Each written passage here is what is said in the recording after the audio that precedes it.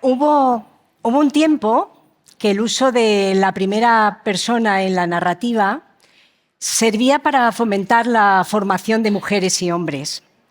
Hubo un tiempo que la narración en primera persona, con ese escaparate de la gastronomía, tenía un trasfondo muy importante, que era difundir ideología, cultura, pensamiento político. Pasó el tiempo y el yo narrativo fue evolucionando, y hubo un momento en el que el uso del yo narrativo en los medios de comunicación, en los libros, lo utilizaban esas personas que yo les llamo las sabias o los sabios, ¿no?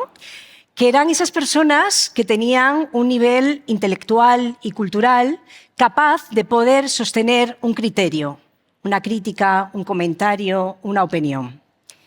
Ese yo narrativo, de muchos nombres que Luis ha mencionado ahora, ese yo narrativo que ha ido evolucionando a lo largo de los años, sí, fueron muy importantes Emilia Pardo Bazán y también Colombine y también Xavier Domingo, pero también son importantes las voces de hoy de Ana Vega, de Janet Acosta, de Rosa Tobar, de Ana Lorente, que está por ahí, que la veo por ahí, de Miquel López Iturriaga, de María Nicolau. El yo narrativo a lo largo de la historia ha ido cambiando. Y de eso vamos a hablar hoy, que es un tema que a mí, como escritora, también me interesa mucho, porque yo durante mucho tiempo he vivido obsesionada con la búsqueda de la voz. Creo que es la obsesión que tenemos todos los escritores y todos los creativos, el que nuestra voz sea nuestra voz, la que nos identifica. Pero ¿cómo transmitimos esa voz? Una vez que la encontramos, necesitamos defender realmente que esta es nuestra voz y que así nosotros tenemos este discurso. Así vamos a empezar, hablando de nuestra voz, de nuestro yo. Y voy a empezar, voy a pedir a mis compañeros, que es una admiración absoluta, porque yo les sigo, les leo y me entusiasman las cosas que escriben. Y es más, he crecido con algunos de la mano en el mundo del periodismo gastronómico y de la escritura gastronómica. Pero vamos a hablar de lo que nos une hoy en esta mesa redonda, que es la voz y el yo en la narración. Y voy a empezar con Juanma, porque, como decía Luis, y voy a pedir que os interrumpáis, y que no sea un diálogo, no sea solo un monólogo. Juanma Belver, con todo lo que acaba de decir Luis ahora mismo presentándolo, escribe su último libro, que está aquí, Contra los Foodies, que lo recomiendo, Feria del Libro, ir a comprar.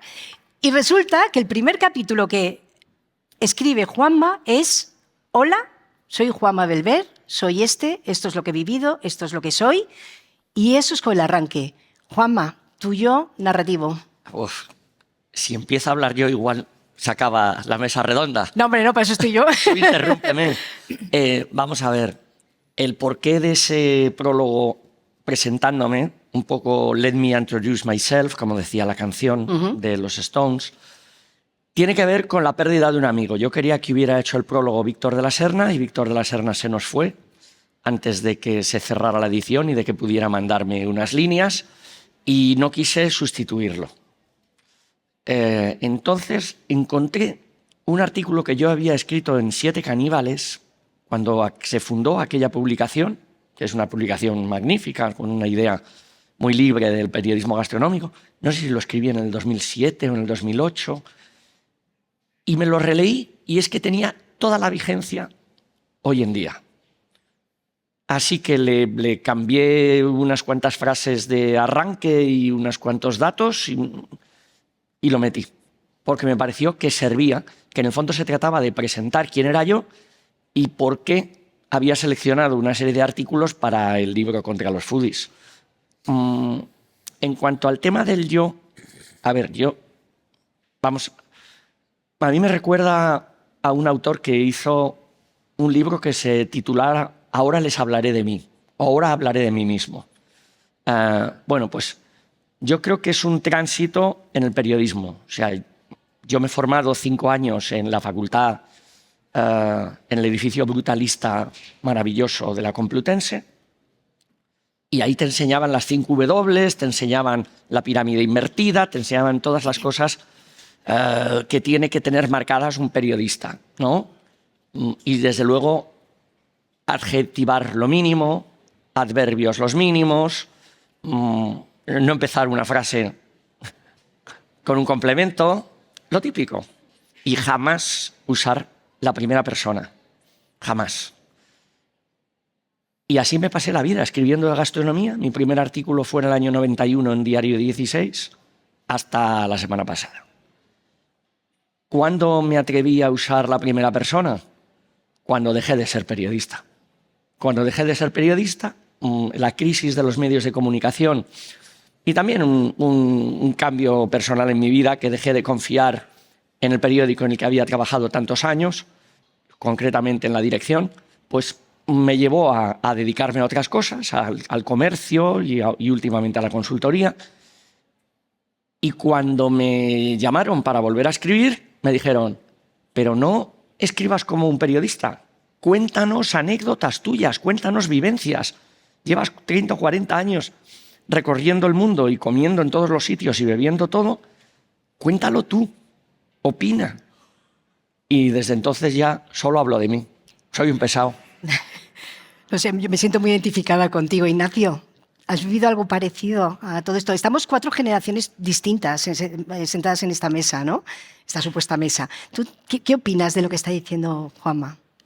Bueno, gracias por llamarme aquí. Estoy muy contento y muy agradecido también de estar con amigos con los que coincidimos firmando muchas veces en los mismos medios, lo cual es hermoso y es significativo. Yo no tengo una poética demasiado elaborada en torno a ni al yo ni a la literatura gastronómica. Sí que quiero decir que generalmente toda la literatura sobre cocina, como decía Jean-François Revel, hasta ahora había ocupado, digamos, los estantes más bajos, más modestos, más humildes de las librerías. El propio Revel tuvo que ser antes un sociólogo y un politólogo como de cierto renombre y tronío para atreverse, para soltarse, para escribir sobre estos temas. Felizmente, creo que esta es una superstición que se ha roto. Creo que hay... y creo que la literatura ha contribuido mucho a romperla. Quizá había un cierto prejuicio antihedónico, es decir, de tú no puedes convertir el placer en arte. Eso se ha roto de alguna manera, y lo han roto en buena parte los escritores. La cocina permite aproximaciones de lo más diverso. Recetarios, ciencia, por supuesto, nutrición, etcétera. Pero ¿por qué no un escritor que es una distancia con el mundo, que es una mirada al mundo, por qué no puede él también hacer literatura a partir de eso? A mí me parece que ese prejuicio que había un poquito antihedónico ha sido bueno desterrarlo. Entre otras cosas porque muchas veces a comer nos lleva, desde luego, la necesidad biológica. Pero uno de los mejores prejuicios para leer, también para escribir y desde luego para comer y beber, es el hedónico, es el placentero. Entonces es muy normal que la literatura y la cocina se encuentren. En cuanto al yo, ¿no?, que es algo muy polémico siempre en literatura, no solo en periodismo, creo que también exige por lo menos la responsabilidad de cabalgarlo. Tú todo lo que lleva tu firma, sea escrito en tercera persona o sea escrito con tu nombre, tú lo estás avalando. Entonces ahí te estás jugando el tipo, te lo estás jugando todo, y un libro, un artículo, no deja de ser una especie de itinerario que tú haces con alguien, como un taxi. A veces te llevas mejor con el taxi, a veces está peor. Entonces, si te gusta, ¿por qué no vas a seguir con los ojos de esa persona, con la pluma de esa persona? Por tanto, esto que son elementos un poco deshilachados, a falta de una gran poética sobre el asunto, son algunas de las observaciones que quiero hacer. Y a mí, en todo caso, siempre me salió más o menos naturalmente, y eso que soy, en fin, creo que se puede hablar desde el yo con un punto de pudor también. Lasmik, ¿tú qué Como piensas? Pla. Como Pla, por ejemplo. No somos de distintas generaciones. Yo creo que Ignacio es del 80, ¿puede ser? Y yo del 84. O sea que no, Vale, Juanma y yo somos de distintas generaciones. nos diferencian tantos años. Vale. ¿Os ha tocado? Yo soy el más viejo, así que no hace falta que sigáis pensándolo, dudándolo. Bueno, yo tengo 2 vertientes, una la de editora y otra la de escritora gastronómica. Es verdad que yo he practicado mucho el yo desde el principio, pero porque yo era lectora de cronistas. Así que no estoy de acuerdo en el que para utilizar la primera persona tienes que dejar de ser periodista, sino creo en ese yo observador, ese yo que se construye en singular, pero que al final es plural, ¿no? Que en lo reconocible por la comunidad, que es universal, ¿no? De alguna manera. Yo creo que cuando se utiliza el yo en cualquier ámbito, incluso también en el periodismo gastronómico, tiene que ser un yo que trascienda algo más, ¿no? Que se sumerja como en una realidad mucho más vasta, ¿no? Y que hable precisamente de lo que a día de hoy todavía defendemos, que es la gastronomía, y que no solo hedonismo, sino que lo que tú comentabas, ¿no? Que cultura, educación, sociedad. Entonces, para mí el yo hoy es muy relevante, pero precisamente porque creo que en el momento en el que estamos sobreinformados, que la gastronomía además está viviendo una especie de burbuja, ¿no? En el que todo el mundo opina y supone la creación de pertenecer a una clase, a un estatus, el yo he estado aquí, ¿no? Ese yo es el que no me interesa. Pero hablar del yo en los medios de comunicación, o sea, hablar desde el yo en los medios de comunicación me parece importante, porque creo que es muy importante a quién leemos y a quién leemos hoy.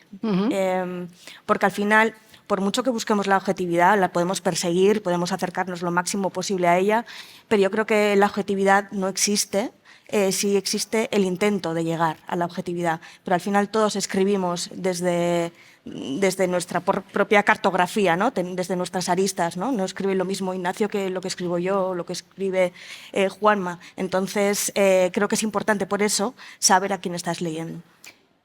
Es buena la observación, y también me da pie a reflexionar un poco en lo que está sucediendo ahora, ¿no?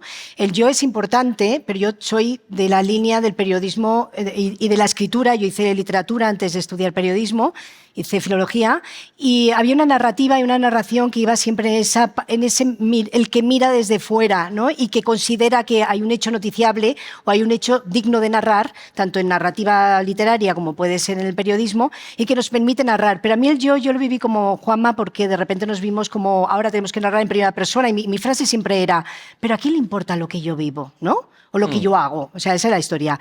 Juanma, en el libro no dejas, o sea, es un análisis, me ha encantado, pero aquel momento de reflexión que os mando a los tres, ¿no? En donde tú planteas la diferencia entre un gourmet y un foodie, ¿no? Y a partir de ahí vamos a charlar, ¿no?, de todo lo que está sucediendo.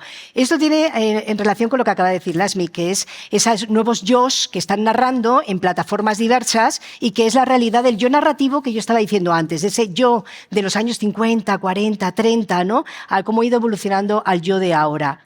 Ahí os lo dejo, vamos a hablar de esto. Bueno, cuando yo empecé a utilizar la primera persona, generalmente tenía una costumbre que era contar algo noticiable, contar un tema de actualidad, algo que me había llamado la atención, que era reciente, un fenómeno más o menos reciente. Esto que siempre nos habían enseñado de la percha de actualidad, ¿no? Y los primeros párrafos eran de periodismo,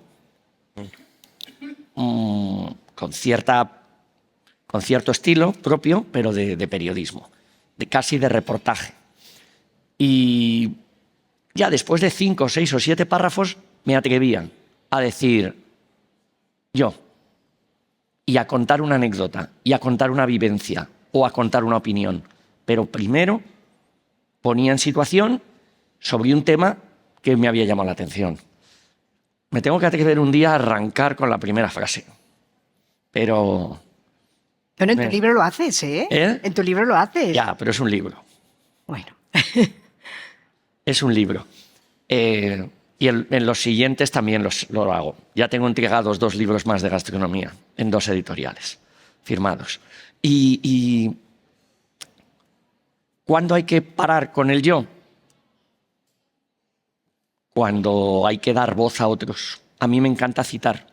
En casi todos mis artículos cito a autores que yo respeto, cito a los protagonistas de la aventura que estoy contando, o cito a compañeros de profesión. cosa por lo cual me han reñido en La Vanguardia, me han dicho, deja de citar a otros periodistas, pero me gusta porque me parece que es darle voz a otros y reconocer el trabajo que han hecho. Si alguien lo ha contado mejor que tú, ¿por qué no tomar su frase, entrecomillarla y atribuirle ese hallazgo de narrarlo con tanta brillantez?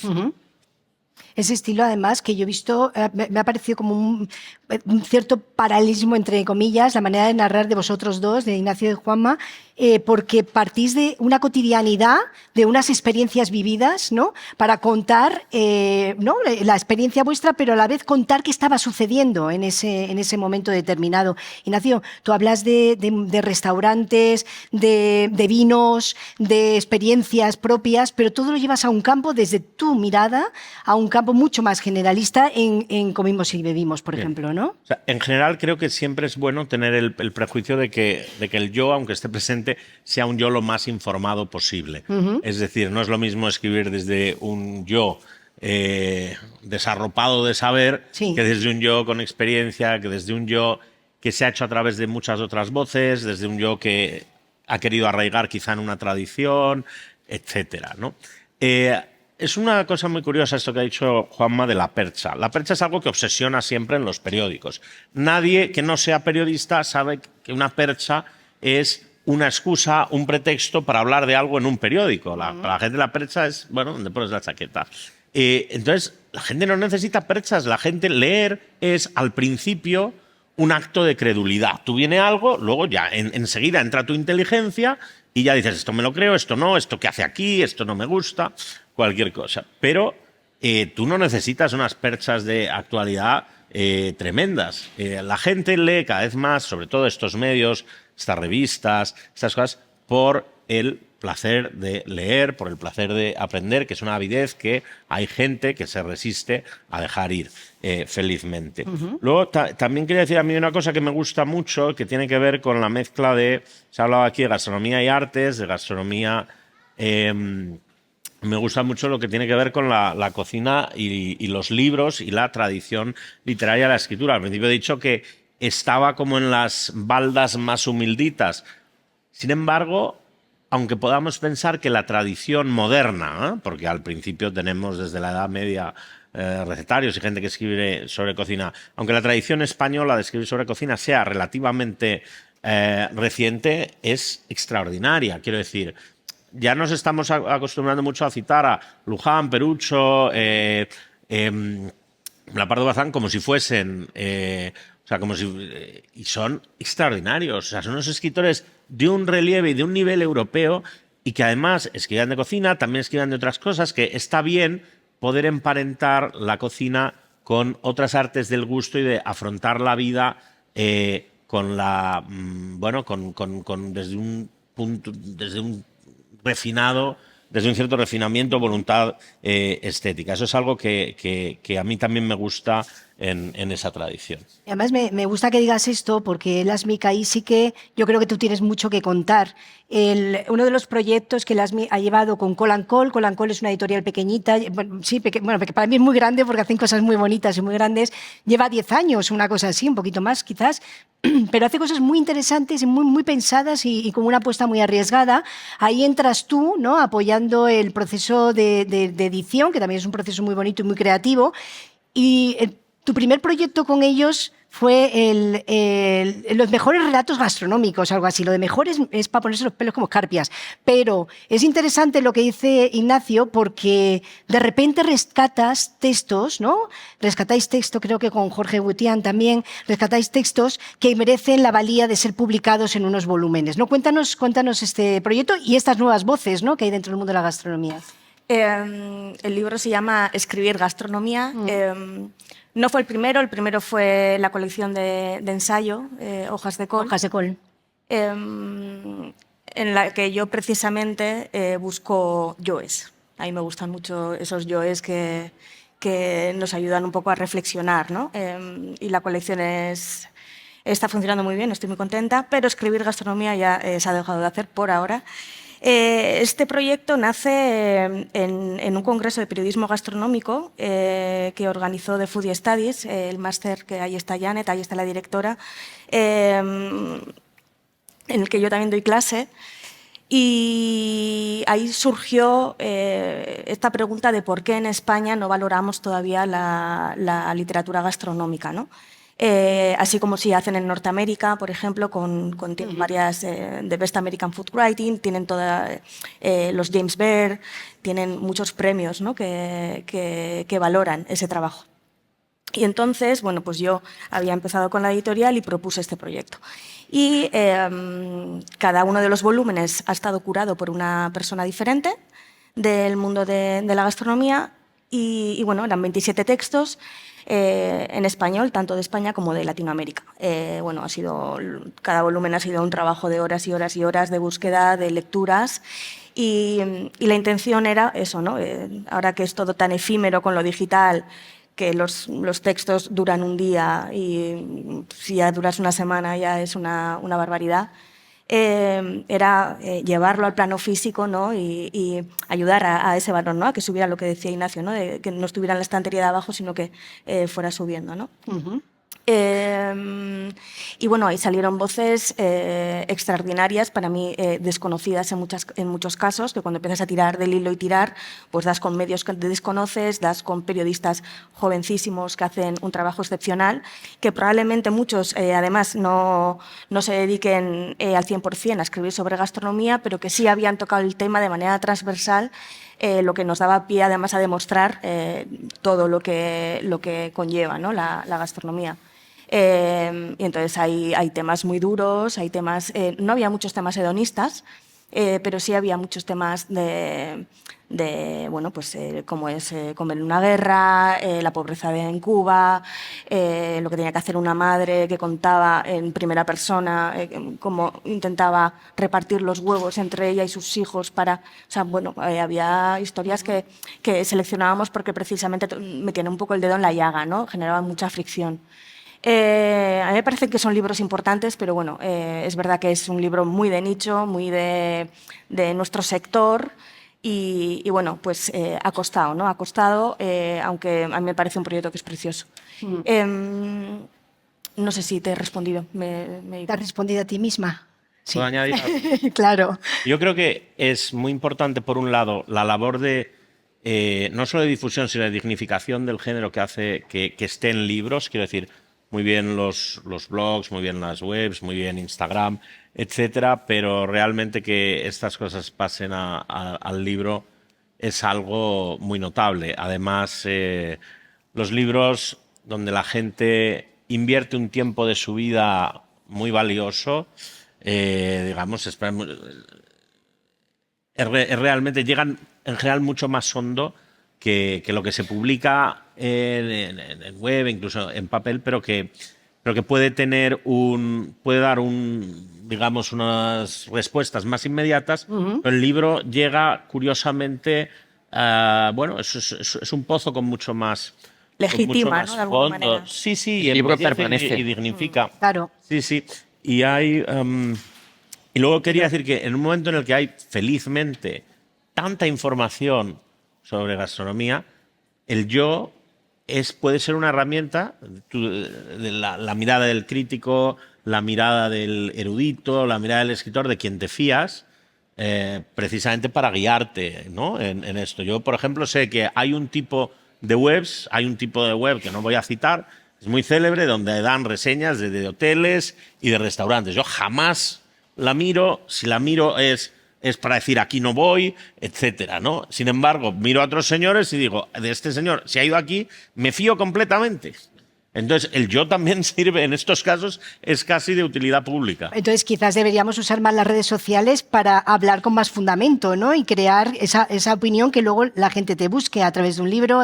Porque voy a decir una cosa. Aquí hay una frase en la feria que es: dime cuántos seguidores tienes y te diré qué libros vas a publicar y vas a firmar en esta feria. Esto es una realidad. Nos quedan 10 minutos. Yo no quiero tocar un tema que me parece importante, que es el tema del vino. Gastronomía no son recetarios. Gastronomía es todo lo que estamos hablando de cultura y tal. Y voy a hablar del vino. Voy a lanzar así dos cosas que a mí me parecen interesantes, que es la narrativa del vino. Juanma, tenemos que hablar de eso, ¿no? De cómo narramos el entorno del vino, la cultura del vino, a través de tanto de textos literarios como periodísticos. Y luego un apunte que a mí es una cosa que me ha encantado de tu libro, Ignacio, te lo digo de verdad, que en Comimos y Bebimos hay has hecho una cosa que es un manifiesto como del machismo, pero al revés. O sea, de repente coge y cuenta, un hombre que bebe un vino blanco es un hombre que a buen seguro escucha ópera. Bueno. ¿No? Es un hombre que seguramente no será de los que luego irán a pedir una cerveza, ¡vamos, una caña! Y seguramente tampoco será lo que dice que el mejor blanco es un tinto, ¿no? Bueno. De verdad, ¿te acuerdas que has escrito esto, no? No, me ha gustado por el discurso, pero ¿cómo narramos el vino? ¿Dónde está el vino? Dentro de Glasmic también, dentro de tus textos también aparece el mundo del vino. ¿Cómo narramos el mundo del vino en el día de hoy? Pero rápidamente, porque quiero a ver si podemos intervenir alguno también en... Has pedido una cosa complicadísima, eso requiere otra mesa redonda. Total. Hablando del mejor blanco es un tinto, yo tengo un artículo que se titula El mejor tinto es un blanco, hablando de los blancos viejos. Ajá. Que como todas estas cosas, se publicó, nadie lo leyó y lo pondré en un libro y la gente lo comentará. Porque lo que publicas en otra cosa que no es un libro siempre cuesta mucho más. Y sobre todo porque esto es hacer croquetas siempre. Con lo que se escribe es el arte de aprovechar. Entonces, el tema del vino es complicadísimo porque yo creo que hemos, en España fundamentalmente, no hemos sabido contarlo bien. Hay buenos escritores que hablan de vino, hay buenos relatos de vino, pero lo hemos contado siempre desde un approach técnico. Hemos estado obsesionados con la cata organoléptica, con hablarle al lector, y cuando hablo aquí de escritores, para mí un prescriptor también es el sumiller, camarero de vinos, como dice Pitu Roca. Y nos hemos empeñado en contarle al lector y al cliente que se sienta en la mesa de un restaurante para ser feliz, en hablarle de antocianos y de taninos, y de decirle el origen de la madera, que si era Allier, Nevers o Limousin. Cuando yo empecé a beber vino era lo que te contaban. Ahora lo que te cuentan es si está a 500 metros de altitud, exposición norte y suelo calcáreo. Entonces, al final hemos echado a los lectores y a los clientes en brazos de la cerveza. España es, dentro de nuestro entorno geográfico, si lo comparamos con Italia, Portugal y Francia, el peor consumidor de vino que hay per cápita. Y sin embargo somos líderes en beber cervezas industriales y en whisky y en beber destilados. Somos los líderes del cubate y del gin tonic. Cero Entonces, Mediterráneo, por cierto. Parte de la culpa es del relato y tenemos que mejorarlo. ¿Por qué? Tenemos Porque una tarea ahí, ¿no? lo importante es el storytelling, son las personas, es todo el trasfondo humano, el paisaje, el paisanaje, no la química. Yo creo que perdona Ignacio, yo creo que ahí están ayudando mucho los sumilleres y enólogos más jóvenes que están intentando conectar con su misma generación. Están saliendo muchas publicaciones, la gente de Jerez con el Innoble, Calicata Magazine, están rompiendo un poco esa diferencia de clase que se creó en cuanto a la divulgación del vino, ¿no? A quién se dirigían, pues siempre hombres, la élite, evidentemente hay que pagarlo, ¿no? Tiene cierto nivel adquisitivo, y creo que ahora esas fronteras se están rompiendo, y se están rompiendo, de hecho, yo creo que a través de ese yo.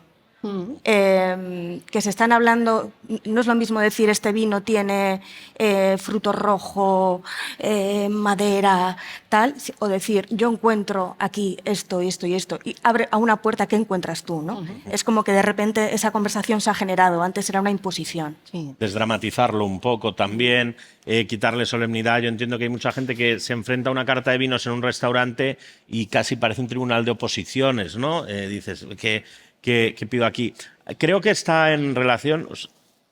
Yo tengo dudas también. A mí me encantaría que hubiese más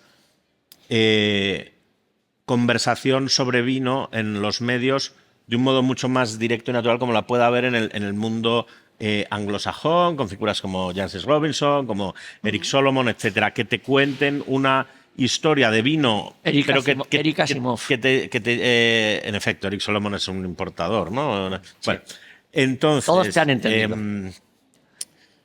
Pero luego también hay que... Porque está en relación con el gusto que haya en el país por beber y con la ilustración que haya en torno al vino. Entonces, España es un país en muchas partes muy caluroso, y el vino, que es bebida y que por tanto tiene que refrescar, tiene que paliar un poco la sed, pues no siempre hemos producido vinos que vayan ahí. Entonces, ¿por qué la gente bebe menos vino? Pues también en parte por eso, no solamente porque cuando pidas un vino te hablen de los polifenoles, etcétera, Y el relato del vino en Italia, tú que estás con un pie en cada país. Bueno, tengo una visión muy mía, particular, que igual no es toda la verdad. El italiano en general bebe bastante menos que el español. Los sumilleres habitualmente tienen un nivel muy, muy bueno. El vino italiano, lo que se vende tanto fuera como dentro, lo hace a un precio medio muy superior al nuestro, y el respeto y el amor que hay, incluso una cierta veneración no esnovístico-dineraria hacia el vino que hay en Italia, a pesar de que lo cobran muy bien, es mayor. Y hablo de esnovismo y, ojo, el esnovismo no es necesariamente malo. El esnovismo es lo que hace la gente, el primer tipo que se puso una corbata o el primero que decidió tomar no sé qué vino con no sé qué alimento, igual era un tipo que estaba rompiendo, ¿no? Convenciones, etcétera. O sea, amplía también las fronteras de nuestro conocimiento. No es necesariamente malo, pero bueno, yo creo que el principal problema que tenemos en España con el vino y con qué se cuenta con el vino es que todavía no lo amamos tanto como quizá debiéramos. Pero fíjate, Sara, que para hacer la selección de los artículos de Escribir Gastronomía, uno de los grandes vacíos siempre era artículos sobre vino. Artículos sobre vino. Encontrar piezas que fueran un poquito más allá de dar esas notas de cata, que informaran sobre productores, que ahondaran un poquito más, era muy, muy difícil. Yo creo que en los 3 volúmenes habrá 2. Es que posiblemente las nuevas voces, ¿no?, que llenan medios y tal, se atreven más a hablar de la gastronomía como cocina, como tal, que a hablar del vino. Con el mundo del vino la gente no se está metiendo tanto, ¿no? Yo creo que es un territorio que todavía... Luego es que, Empieza a haber gente, ¿no? Sí. sí, yo creo que sí. Los chicos de Albarizan Las Venas, por ejemplo, son los grandes divulgadores y están abriendo esa puerta para que la gente se acerque. Creo que hay que compararse con lo que había antes y, sin duda, quizá en vino hemos mejorado menos, pero se ha mejorado mucho. Porque hay una cosa curiosa. A mí me gusta muchísimo, me atrae, tengo desde hace un tiempo defendiendo que no hay en España nadie que haya hablado sobre vino con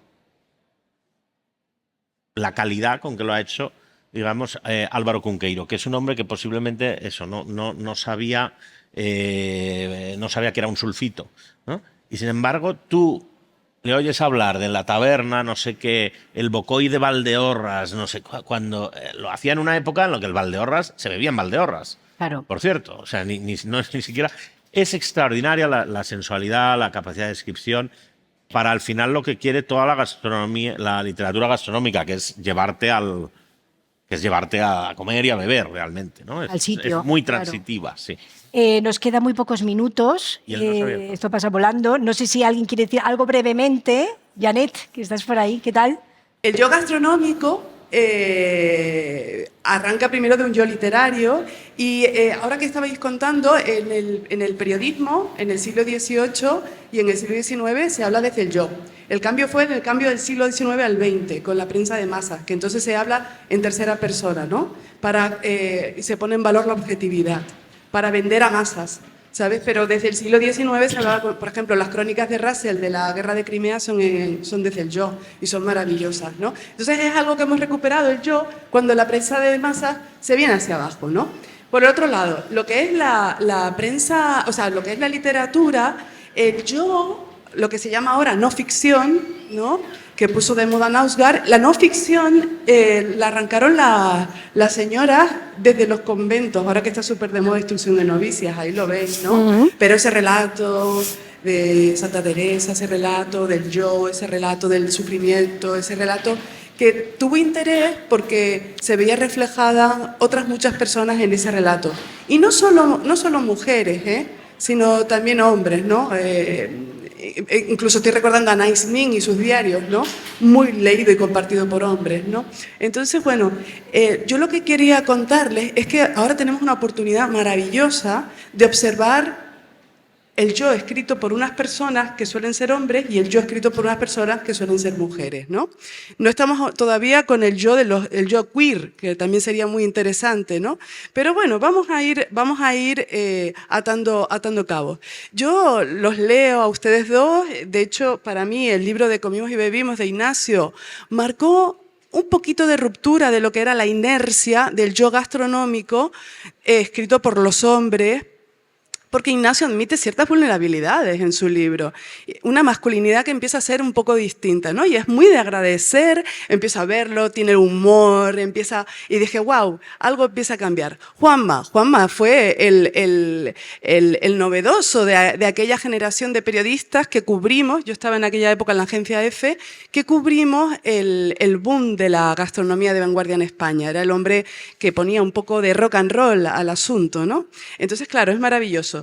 Pero yo echo en falta, en ambos casos, la mirada hacia el otro yo. El yo, que por cierto nos lo estamos apropiando, el yo gastronómico es de una autora estadounidense llamada Fisher, y que aunque Juanma la glosa en la introducción de su libro, sinceramente, en los años 90 no se hablaba de Fisher, se hablaba de Luján, se hablaba de Perucho, se hablaba de otras muchas personas, pero de ella...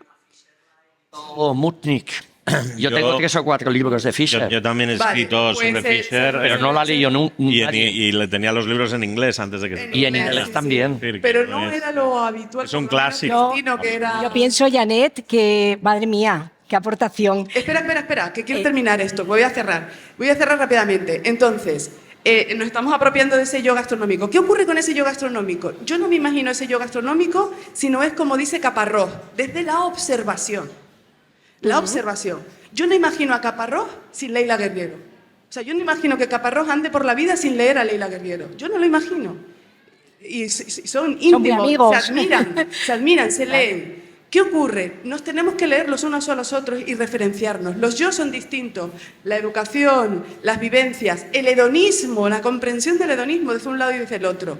Es muy distinto el hedonismo de Fisher al hedonismo de Luján. Es muy distinto. Janet, vamos a dejarlo aquí porque nos cortan, que nos echan. Cerrando.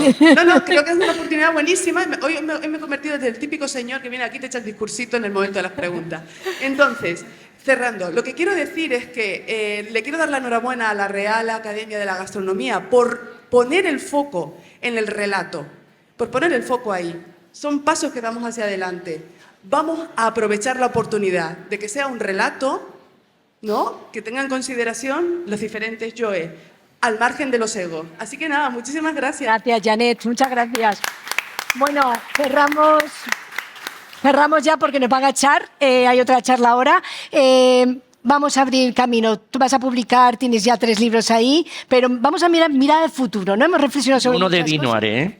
Eso es lo que te iba a decir. Lo claro. que pasa es que me tenéis que decidir cuál de los 2 títulos pongo. Uno es confieso que he bebido y otro es que no se acerque el sumiller. El segundo. ¿Quién vota por el segundo? El segundo, segundo, porque el caramba, primero yo creo que ya... Segundo. El segundo, ¿no? Entonces, Ya el año que viene cuando esté Pero firmando... me queréis echar a los perros. Pero te quita un montón de potenciales lectores. Lasmik, ¿tú por dónde vas en esta mirada al futuro? ¿Dónde va tu yo narrativo en este El mío, tiempo? yo creo que el yo está en constante construcción. Yo creo que nunca acaba esa búsqueda de esa voz. Yo ahora mismo, donde más me explayo y soy yo y noto mi voz es en las columnas de La Vanguardia. Y creo que cada vez la línea va a ser esa, ¿no? También es verdad que cambian los lectores, cambia la vida, si cambia la vida, cambia la literatura, cambia la gastronomía y cambia también quien la escribe. Entonces, bueno, yo creo que va a haber un relevo en Ignacio, no te voy a preguntar la qué come gastronomía. Julio Iglesias, porque no sé Bueno, yo. ahora no sé menos, yo. pero sí. Gamba gabardina, no sé. Bueno, pero ¿cuál No, es el le próximo pasamos libro? marisco. ¿Vamos a tener otro libro, una continuación de Comimos y Bebimos? O... Va a haber... Sí, yo sigo escribiendo sobre el tema y la verdad es que bueno, muy contento con eso, aunque hay otros proyectos también, pero no quería dejar de decir que la Fisher, claro, a mí me parece que es la gran voz de la literatura gastronómica en inglés, bueno, al menos en Estados Unidos en el siglo XX, junto con un señor muy típico también que sería Liebling, ¿no? Que realmente es casi todo lo contrario, ¿no? a ella. Bueno, es muy curioso, pero yo también creo que en esa diversidad, cada uno puede luego, o sea, creo que no son incompatibles unas cosas con otras, realmente. Fisher ha sido, yo creo, que el yo más rotundo que ha tenido la escritura gastronómica, y hablo de literatura gastronómica. Sí. Y es una erudita, además. era una Yo quiero mujer añadir impresionante y fue, una yo creo que pincelada. la primera mujer que dijo yo tengo hambre, ¿no? En público, que habitó el espacio público como mujer que escribía sobre gastronomía. Durante muchísimo tiempo se pensó que la narrativa gastronómica era fundamental para contribuir a un cambio de mundo, a un mundo mejor, ¿no? Supongo que seguimos con esta, pero... Yo quería añadir una pincelada. Nos llenamos la voz hablando de Fisher, pero nos olvidamos de Colette, que como ya nos hemos olvidado de leer a los autores franceses... Nos hemos olvidado de Francia. La leemos, la leemos. Pero Colette es fundamental. De Y Francia quería, general, y quería Juanma, o sea... también decir otra cosa rápida. Sí. Estamos hablando casi ahora desde una perspectiva de cómo escriben los hombres, las mujeres, el género. Yo quería hacer también una distinción. Escribir de gastronomía tomándoselo demasiado en serio o con cierto humor. Sí, eso sí. A mí me gusta mucho el humor. Sí. Quizá porque me he empapado de leer a Wodehouse cuando era joven y me gusta mucho un humor inglés, o también a toda la generación de autores de la revista Punch. Y me parece que... Y a veces falta... Erin Bogan, formidable, o Jerome Callerón. Así, Entonces, escribir con humor es no tomarse en serio a uno mismo. Entonces ya no eres un señor, ¿vale? Y eso Porque es no te dominio. estás tomando en serio a ti mismo. Estás dándole unas pinceladas de humor finas, porque en el fondo esto es comer y beber y pasarlo bien. Totalmente. El Y humor contarlo. es lo más difícil de narrar, o sea, realmente, el saber narrar humor, o sea, eso es complicadísimo. Gracias, gracias por estar aquí, disfrutar de la feria y nos vemos en las librerías y leyendo, que eso es lo importante. Muchas gracias.